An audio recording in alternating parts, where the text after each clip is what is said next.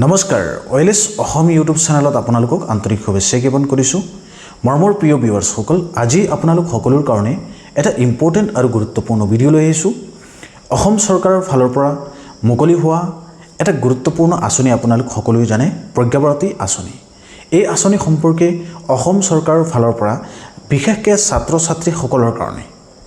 এটা গুৰুত্বপূৰ্ণ সুখবৰ কেবিনেট সিদ্ধান্ত লৈ আহিছে সেই সিদ্ধান্তটো আপোনালোক সকলোকে এই ভিডিঅ'টোতে বুজাব বিচাৰিছোঁ আৰু আপোনালোকে কি কৰিব পাৰিব এই সম্পূৰ্ণ ইনফৰমেশ্যনখিনি পোৱাৰ পিছত এতিয়া কেবিনেটৰ যেটো সিদ্ধান্তৰ যেটো টেমপ্লেট আছে মুখ্যমন্ত্ৰী মহোদয়ে নিজৰ ফেসবুক পেজত যেটো পোষ্ট কৰিছিল সেইটো আপোনালোকক লাইভতে আপোনালোক সকলোকে বুজাই দিব বিচাৰিছোঁ এই বিষয়ে আপোনালোকক ক'ব বিচাৰিছোঁ এতিয়া ভিউৱাৰ্ছসকল আপোনালোকে চাব পাৰিছে অসম কেবিনেটৰ গুৰুত্বপূৰ্ণ সিদ্ধান্তসমূহৰ ভিতৰত 4 নম্বৰ পেজতে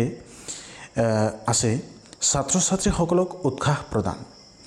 কেবিনেটে ৰাজ্য চৰকাৰৰ বিদ্যালয়ত অধ্যয়নতৰ নৱম শ্ৰেণীৰ 3,11,614 শিক্ষাৰ্থীৰ মাজত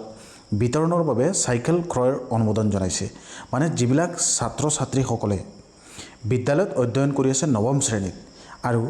3,11,614 জন শিক্ষাৰ্থী মাজত চাইকেল বিতৰণৰ কাৰণে চৰকাৰে অনুমোদন জনাইছে চাইকেল কিনিবৰ কাৰণে গতিকে যিবিলাক নৱমমান শ্ৰেণীৰ ছাত্ৰ বা ছাত্ৰীসকল আছে তেওঁলোকৰ চাইকেলৰ কাৰণে এটা সুখবৰ আহিল লগতে কেবিনেটৰ লগতে স্নাতক প্ৰথম বৰ্ষৰ পাঠ্যক্ৰমত নামভৰ্তি কৰা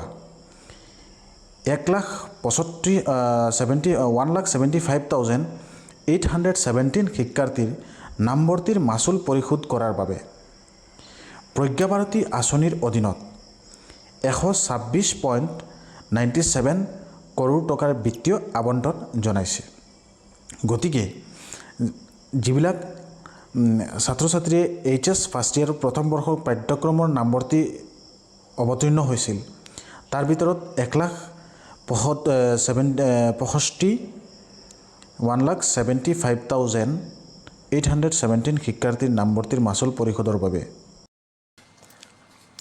আজিৰ কেবিনেটত ৰাজ্যৰ নৱমমান শ্ৰেণীৰ 3,11,614 গৰাকী ছাত্ৰ ছাত্ৰীক একোখনকৈ বিনামূলীয়া বাইচাইকেল দিয়াৰ বাবে সিদ্ধান্ত গ্ৰহণ কৰে আৰু কেবিনেটে এই আঁচনিটো ৰূপায়ণৰ বাবে 130 কোটি টকাৰ অনুমোদন জনায়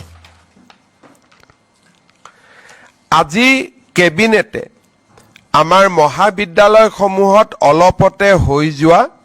যি নামভৰ্তি আছিলে সেই নামভৰ্তিত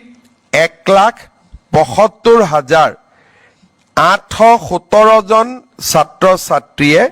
গ্ৰেজুৱেট ষ্ট্ৰীমত বিনামূলীয়া নামভৰ্তি কৰিবলৈ সক্ষম হয়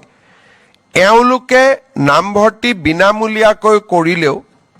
নামভৰ্তিৰ ফিজ ৰাজ্য চৰকাৰে কলেজসমূহক উভতাই দিব লাগিব আৰু তাৰ বাবে কলেজসমূহক বিনামূলীয়া নামভৰ্তিৰ বাবে ধনৰ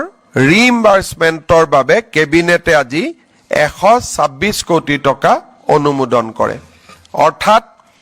1,75,817 গৰাকী ছাত্ৰ ছাত্ৰী বিনামূলীয়া নামভৰ্তি কৰিবলৈ সক্ষম হৈছিল আৰু ৰাজ্য চৰকাৰে 126 কোটি টকাৰ খৰচ এই আঁচনিটোৰ বাবে ব্যয় কৰিব আজি আমাৰ